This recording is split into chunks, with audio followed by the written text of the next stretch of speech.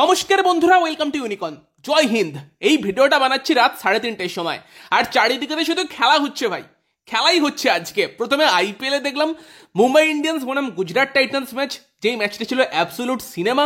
দেন দেখলাম Barcelona versus Inter Milan, যেখানে obviously খারাপ লাগছে বার্সা ফাইনালে পৌঁছতে পারলো না, ইন্টার মিলান বার্সাকে হারিয়ে দিল। বাট হোয়াট এ ম্যাচ, অসাধারণ একটা ম্যাচ দেখলাম। আর সেই ম্যাচ দেখতে দেখতেই দেখি মাঝখানে ইন্ডিয়ান আর্মি খেলে দিয়েছে পাকিস্তানের সঙ্গে। তো জঙ্গিগুলোর উপর লঞ্চ করে দিয়েছে ইন্ডিয়ান আর্মি অপারেশন সিন্দুর। কাশ্মীরের পেহেলগাঁওতে যে জঘন্য আক্রমণ তারা করেছিল তার কিন্তু বদলা ইন্ডিয়ান আর্মি নিয়েছে। তবে একটা যুদ্ধ পরিস্থিতিও কিন্তু তৈরি হচ্ছে। এবার দেখা যাক সেখানে কি হয় ফিউচারে। এবার তোমরা যদি চাও এই নিয়ে আমি কিছু টপিক কভার করি, এই ভারত পাকিস্তান যে কারেন্ট সিচুয়েশন চলছে, যদি চাও তো কমেন্টে জানিও। আমি সেকেন্ড চ্যানেলে সেরকম কিছু আপডেট এলে তোমাদের জানানোর চেষ্টা করবো। সেকেন্ড চ্যানেলের লিঙ্কটা ডেসক্রিপশন বক্সে দিয়ে দিচ্ছে। আইপিএল আমাদের পছন্দের টিম জিতবে কি জিতবে না সেটা অন্য কথা, বাট এই টেরোরিজমের এগেনস্টে যে ভারতের লড়াই, এই জয়টা খুবই দরকার। আর এই সিচুয়েশনে আমরা যেটা করতে পারি সেটা হচ্ছে আমাদের ভারতীয় আর্মিকে ফুল সাপোর্ট এবং তারই সঙ্গে সঙ্গে তাদের জন্য প্রার্থনা। বাকি যদি আমরা কথা বলি আইপিএল নিয়ে, তো গুজরাট টাইটান্স বনাম মুম্বাই ইন্ডিয়ান্স সেই ম্যাচ নিয়ে এবং তার সঙ্গে কলকাতা নাইট রাইডার্সের 17 পয়েন্টে কোয়ালিফিকেশন সম্ভব কিনা সেই বিষয় নিয়েও আমরা আলোচনা করব। তো লাস্ট অব্দি ভিডিওটা দেখতে থাকো। আমাদের চ্যানেলে প্রথমবার এলে আমাদের চ্যানেলটিকে সাবস্ক্রাইব করে তার পাশের বেল আইকনটাকে অন করে দিও। Absolute cinema.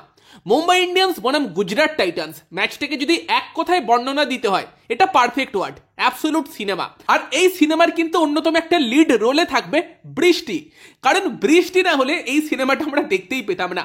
মানে ম্যাচের যখন গুজরাট টাইটান্স ব্যাট করতে শুরু করেছে তখন থেকে বৃষ্টি, একটা সময় পর্যন্ত গুজরাট টাইটান্স ডাকওয়াত লুই সিস্টেমে পিছিয়ে আছে এবং তারপর আবার গুজরাট টাইটান্স এগোয়, দেন বৃষ্টি আসে, খেলা বন্ধ হয়, গুজরাট এগিয়েছিল, দেন খেলা শুরু হয়, মুম্বাই ইন্ডিয়ান্স তারপর দারুণভাবে কামব্যাক করে, দেন বৃষ্টি এসে যায়, মুম্বাই জিতছে। সেই সময় মুম্বাই জিতে যাবে সেই দিকেই ব্যাপার স্যাপার এগোচ্ছে। 2 ওভার পড়ে আছে তখন 12:30টায়, লাস্ট ওভার শুরু হওয়ার কথা, আরো 5 মিনিট হয়ে গেলে খেলা আর শুরু হওয়া পসিবল না। বাট এই 12:30 থেকেই কিন্তু আবার খেলা শুরু হবে ঠিক হয়। তখন 2 ওভারে দরকার ছিল বোধহয় 24 রান দরকার ছিল তোমার গুজরাট টাইটান্সের, সেটা টার্গেট হয়ে দাঁড়ায় 1 ওভারে 15 রান। এবং মুম্বাই আই বৃষ্টি ঝেপে করার জন্য মাঝখানে টাইম ওয়েস্ট করেছিল, যেটা দাঁড়ায় যে ওই 1 ওভারের জন্য মুম্বাই কিন্তু একটা ফিল্ডার কম সার্কেলের বাইরে রাখতে পারবে।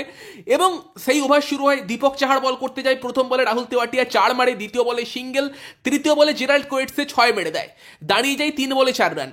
তারপর নিয়ে নেয় সিঙ্গেল, যেখানে হতে পারতো 2 বলে 3, কিন্তু সেই বলটা হয়ে যায় নো বল, ফলে আবার হয়ে যায় 3 বলে 2। এবং সেই জায়গাতে দাঁড়িয়ে তোমার রাহুল তেওয়াটিয়া আবার একটা সিঙ্গেল নেয়, 2 বলে 1, ইজিলি জিতছে, স্কোর লেভেল। জেরাল্ড কোয়েটসে কিন্তু তারপর সেই ক্যাচ তুলে দেয়। এটা সেই বাংলাদেশ বনাম ইন্ডিয়া মনে আছে, 3 বলে 2 চেস করতে পারেনি, সেই টাইপের একটু দিকে চলে যাচ্ছিল ব্যাপারটা। তো সেই ক্যাচটা নিয়ে নেয়, 1 বলে 1, আরশাদ খান আসে এবং বল কিন্তু মারে ডাইরেক্ট হার্দিক পান্ডিয়ার হাতে। প্রপার 3টে স্টাম্প সামনে দেখা যাচ্ছে, হার্দিক পান্ডিয়া কিন্তু স্টাম্পে এম করলে ইজি রান আউট। যদি একটু মাথা ঠান্ডা রেখে হার্দিক পান্ডিয়া বলটা আস্তে করে ছুটতো, সূর্যকুমার যাদব আসছে, ধরে রান আউট করতে পারতো, অনেকটা দূরে ছিল আরশাদ খান। বাট হার্দিকের ওখানে একটু ব্রেন ফেড মোমেন্ট, তাড়াহুড়ো করে ছুটতে গিয়ে কিন্তু বলটা স্টাম্পে লাগে না, অনেকটা দূরেও চলে যায়, রান কমপ্লিট হয়ে যায়, গুজরাট টাইটান্স জিতে যায়। What a match! এবং পারফেক্ট স্ট্র্যাটেজিক টাইম আউট যদি কোনো ম্যাচে এখন অব্দি আইপিএলে ইউজ হয়ে থাকে সেটা এই ম্যাচটা। স্ট্র্যাটেজিক টাইম আউটে কোচেরা এসে কথাবার্তা বলে, স্ট্র্যাটেজি বানায়, বাট স্ট্র্যাটেজিক্যালি যদি কোনো টাইম আউট নিতে হয় সেটা আজকের ম্যাচে ছিল। কারণ প্রথম 6 ওভারের পর ডাকওয়াত লুইস সিস্টেমে তোমার মুম্বাই এগিয়েছিল এবং বৃষ্টি হয়ে যাচ্ছিল। মানে বৃষ্টি তো ম্যাচের যখন থেকে গুজরাট ব্যাট করতেছে যে তখন থেকেই হচ্ছে। মুম্বাই কিন্তু তাড়াহুড়ো করে স্ট্র্যাটেজিক টাইম আউটটা 6 ওভারের পরই নিয়ে নেয়, যে যদি খেলা বন্ধ হয়, বৃষ্টিদার খেলা না হয়, আমরা জিতছি। বাট খেলা কিন্তু শুরু হয় তারপর। আবার যখন তোমার 14 নম্বর ওভারে গিয়ে তোমার খেলা বৃষ্টি হচ্ছিল, জোরেই বৃষ্টি এসেছিল, সেই সময় গুজরাট টাইটান্স এগিয়ে ছিল। সেই সময় গুজরাট কিন্তু স্ট্র্যাটেজিক টাইম আউট নিয়ে নেয় এবং আম্পায়ার কিন্তু তখন কভার্স টেকে নেয় এবং সেই সময় কিন্তু অবভিয়াসলি গুজরাট টাইটান্স এগিয়েছিল। তবে তারপর খেলা শুরু হয় এবং সেই জায়গাতে অবভিয়াসলি গুজরাট ফেভারিট ছিল। শুভমান গিল যদিও বেশ কিছুটা স্লো খেলেছে, বাট রাদারফোর্ড এসে কিন্তু পরপর 2 ওভারে ম্যাচটা গুজরাটের ফেভারে নিয়ে গিয়েছিল। তবে সেখানেই মুম্বাইয়ের হয়ে কিন্তু আসে জসপ্রীত বুমরা। ভাই জসপ্রীত বুমরা কেন লেজেন্ড আবার দেখালো, যেভাবে দুটো উইকেট নিল, প্রথমে শুভমান গিলকে বোল্ড করলো, কোনো অ্যান্সার নেই। দেন শাহরুখ খানের মাথা খারাপ হয়েছিল কিনা জানি না, একটা 4 মেরে জসপ্রীত বুমরাকে মারতে গিয়ে বোল্ড হলো, ওখানে দরকারই ছিল না বুমরাকে মারার। তবে বুমরা 2টো উইকেট নেয়, ট্রেন্ট বোল্ট এসে বোধহয় আউট করে তোমার রাদারফোর্ডকে আউট করে দেয়, হ্যাঁ, এবং দেন কিন্তু রশিদ খানকে আউট করে অশ্বিনী কুমার। এবং ওখানে পিচিংটা দেখে ইন্টারেস্টিং হতো। রশিদ খানের রিয়াকশনটা দেখে মনে হলো সে খুব একটা খুশি নয়, কারণ 50-50 ডিসিশন আমরা মুম্বাইয়ের পক্ষে যেতে দেখেছি আগে ওই টাইপের পিচিং। এখানে বলটা কোন জায়গায় পিচ হয়েছিল দেখতে পেলে ভালো হতো। তবে ভাই করভিন বস যে একটা অলরাউন্ডার, তার মাথায় বল লেগেছিল, দারুণ ব্যাটিং করে লাস্টে। করভিন বস অলরাউন্ডারকে কি করে তোমার কনকাসানে মুম্বাই ইন্ডিয়ান্স সাবস্টিটিউট করলে একজন তোমার বোলার দিয়ে, সেটা নিয়ে প্রশ্ন উঠতে পারে। যেমন আমরা দেখেছিলাম কিছুদিন আগে শিবম দুবেকে হর্ষিত রানা দিয়ে ইন্ডিয়া রিপ্লেস করেছিল, বাট শিবম দুবেও অলরাউন্ডার, হর্ষিত রানাও অলরাউন্ডার। অবভিয়াসলি হর্ষিতের মতো দুবে বল করতে পারে না, বাট দুবের মতো হর্ষিত ব্যাট করতে পারে না, বাট দুজনেই অলরাউন্ডার ক্যাটেগরিতে ছিল। বাট এইখানে তো করভিন বস প্রপার অলরাউন্ডার, তাকে রিপ্লেস করেছে অশ্বিনী কুমার কনকাসান সাবস্টিটিউট হিসেবে, যে কিন্তু প্রপার বোলার। এটা নিয়েও প্রশ্ন উঠতে পারে, একবার ইন্ডিয়ায় করেছিল, জাদেজা ব্যাট করেছিল এবং জাদেজার বদলে নিয়ে এসেছিল চাহালকে অস্ট্রেলিয়াতে, সেই টাইপের ব্যাপার ছিল এটা। যাই হোক, সেখানে কিন্তু লাস্ট অব্দি ম্যাচটা গুজরাট টাইটান্স জেতে এবং ভাই প্লে অফসের রেস কিন্তু দারুণ জমে গেল। কলকাতা নাইট রাইডার্স 17 পয়েন্টে কোয়ালিফাই করতে পারবে কিনা অনেকেই জিজ্ঞেস করছিলে। দেখো ভাই, এখন সবকিছু সম্ভব। কলকাতা নাইট রাইডার্স 17 পয়েন্ট নিয়ে টপ 2তেও ফিনিশ করতে পারে, সেটাও সম্ভব। 15 পয়েন্ট নিয়েও কলকাতা নাইট রাইডার্স কোয়ালিফাই করতে পারে, সেটাও সম্ভব। আবার 17 পয়েন্ট নিয়েও কোয়ালিফাই করা টাফ হয়ে যেতে পারে কলকাতার মতো দলের জন্য, সেটাও সম্ভব। সব কিছু সম্ভব। এখন তো বোধহয় প্রত্যেকটা ম্যাচের পর আমরা আইপিএল এর পয়েন্টস টেবিল নিয়ে ডিসকাশন করতে পারি, এমন জায়গায় চলে গিয়েছে। আর আইপিএল এর পয়েন্টস টেবিল নিয়ে যা মাথা ঘামাতে হচ্ছে, যা অঙ্ক কষতে হচ্ছে, এটা বোধহয় আমার যতদিন আমি পড়াশোনা করেছি এত অঙ্ক কষতে হয়নি। এই বছর আইপিএল পয়েন্টস টেবিলটা এমন জায়গাতে চলে গিয়েছে। অন্যান্য বছর তুলনামূলক অনেক ইজি থাকে ব্যাপারটা, কিন্তু এই বছর ইকুয়েশন অনেকটা টাফ হয়ে আছে।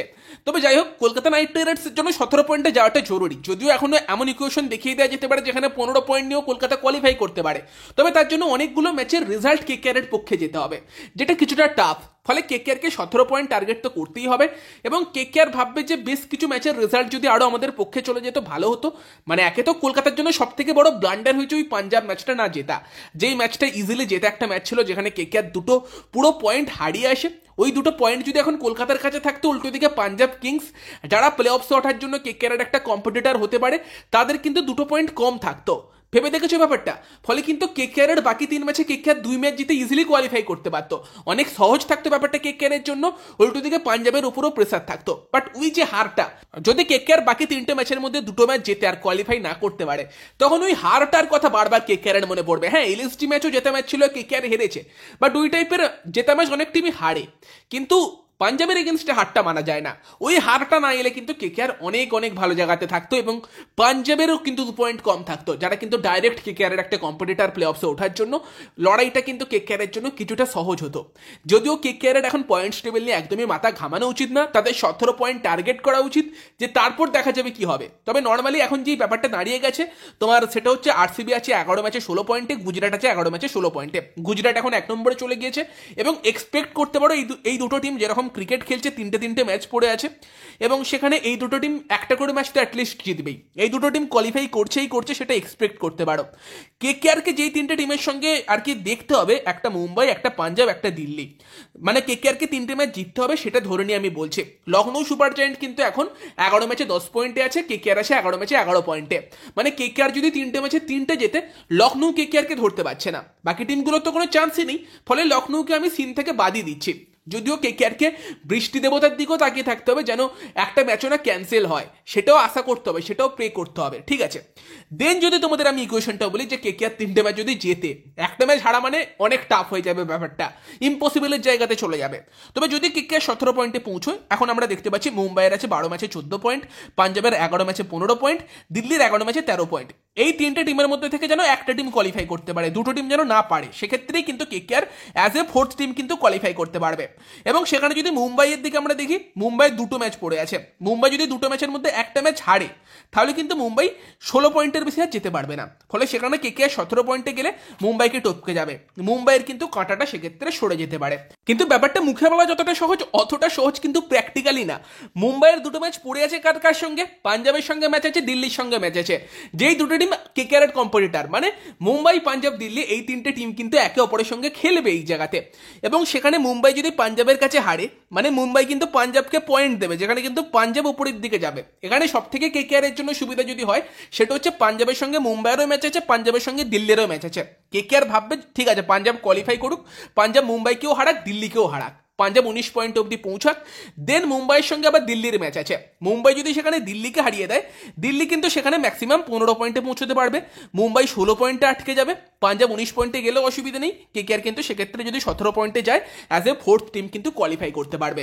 এইটা কিন্তু একটা রাস্তা হবে কলকাতার কোয়ালিফাই করার জন্য, যে পাঞ্জাব যদি মুম্বাই এবং দিল্লি দুই দলকেই হারিয়ে দেয় এবং দিল্লিকে যদি মুম্বাই হারায় বা দিল্লিকে যদি গুজরাট হারায়, সেক্ষেত্রে কিন্তু কলকাতা কোয়ালিফাই করতে পারবে। তো সেখানে পাঞ্জাবের উপর কিছুটা কেকেআর ভরসা করতে পারে সেই জায়গাতে।